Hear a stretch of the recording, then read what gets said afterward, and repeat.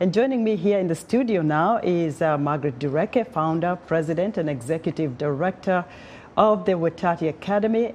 And Margaret speaks. Margaret is a native of Nigeria and has graced our studios through various English to Africa programs over the years. Margaret, you are very welcome to Africa 54. Thank you so much for having me, Esther. Yeah, you're back and you're looking good as well. So let's look at how we have done. What is our scorecard according to what you hear from Nigeria, your native country, and the continent at large? How have we done? I know for a fact that English to Africa, particularly, what you have done, especially in the western part of Africa, Nigeria, Cameroon, Liberia. I've been around. You know, I used to have a show here called Margaret's Corner when Ted Roberts was here. Ted Roberts was here.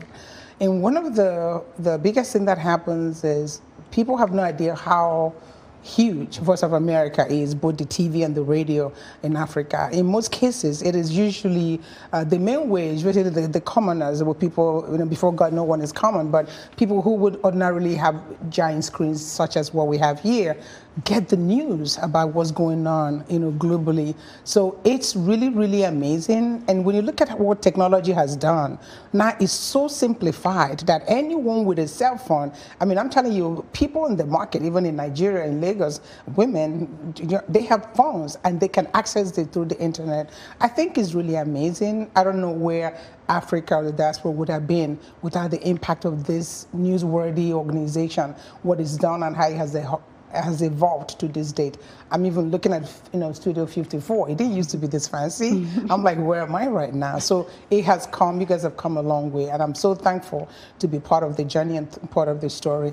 It is really amazing. You are right about that. You appeared on many, many television programs, also on radio, even recently, talking about women and what women are about.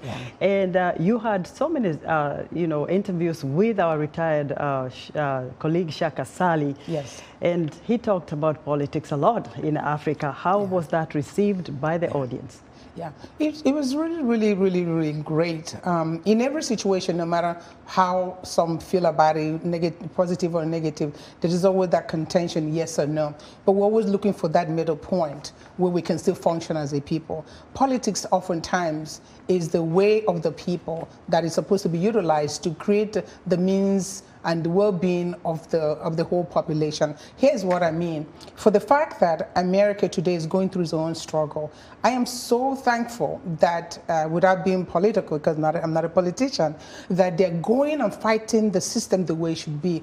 And my hope is that Africa is paying attention so that it doesn't matter who you are, what your last name is. When you take that oath that this is what you're going to do for the people, you will be held accountable. So I'm hoping that Africans, especially the political one, the one with the power, get to bear in mind, because there's so many things going on right now, that they have to take note that when you take that oath of office, that you are for the people, the decisions, I mean, everything that has to do with the well-being of the people is at the hands of the politicians, that you're going to be held accountable. I think that is really, really a great thing. And people are beginning to say, oh, well, America didn't let that happen. Well, we're going to do something different. And America is keeping an eye in the world to make sure that the glory will remain in Africa. Means that we need to emulate what America is doing in terms of holding those in power politically accountable so that others can emulate. So I think so far, you know, Margaret, you've been with us a long, long time. Almost every host here has hosted you on the show.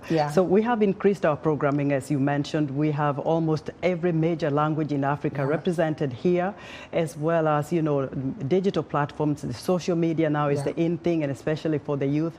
What are you hearing? What is the reaction of the young people in the continent when it comes to our social media platforms and how we engage with them? Yeah, people don't understand that, especially for the millennials or the young ones, that Voice of America is really mainstream in Africa, particularly. That's where most of them get their global news or get an insight as to what's going on, sometimes even in their own countries.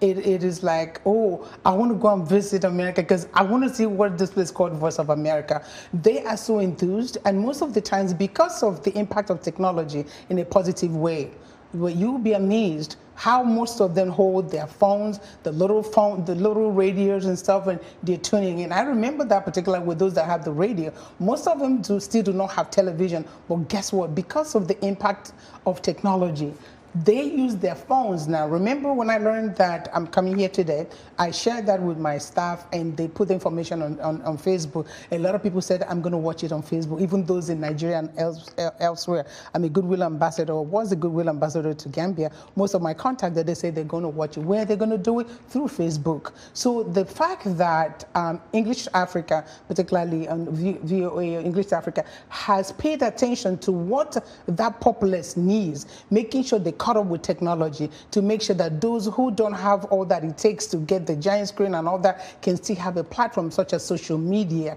to be able to still engage and still see the amazing thing, the consistency of the news coming out of this organization over the years and months is really mind-boggling. So the word is still out there. Many people, even on my LinkedIn page, I saw the notification while I was sitting here, they're like, oh, I can't wait. A lot of them are watching and they know the impact of Voice of America, English to Africa, and now in multiple languages. Even when I used to come here, stay in Nigeria, for instance, it was just about 3 natives or something like that. It has expanded. That's the power of America. That's what empowerment looks like. That's what you do when you care about the least of the people. Don't just create it for the haves. They're not the problem. We're looking about how do we care for the have-nots who are equally deserving of the great things in life. So I commend this 6 state. It's like it was yesterday. I wasn't part of it 60 years ago, but it feels like, because I'm very intensely involved here, it is making a difference. And I know that in the years to come, the empowerment, not just on the front of what is doing in diaspora, but the women who work here, like yourself, Esther. I remember, look at you now. Is it my sister, Dimi Makiele, who is now the chief? I'm hoping that the folks in power in Africa will emulate some of what is happening here. Because I watch you guys, look at how far you've come, looking beautiful as ever, and ever green, right? So I know that what this organization has done through English to Africa, it is something that needs to be emulated, and that's why I continue to come, because I don't like to be part of something that is not growing. There is this consistency of the amazing news that comes out of here. Sometimes I look at it as a form of checks and balances for African countries, because if Voice of America is not there to bring this amazing news, most of them will try to still get away with certain things. So I'm very excited to be part of this celebration, and there's more to come and expected to come out of this amazing office. I'm looking at this space, I'm like, where am I again? It didn't used to be this way. I remember when 54 started, it wasn't too long ago, but look at the consistency in messaging, and that's really amazing. Nice, nice. Margaret, thank you very much for your compliments. I know you had a lot more to talk about the Africans here in the diaspora and what they say when they hear the word Voice of America. Yeah.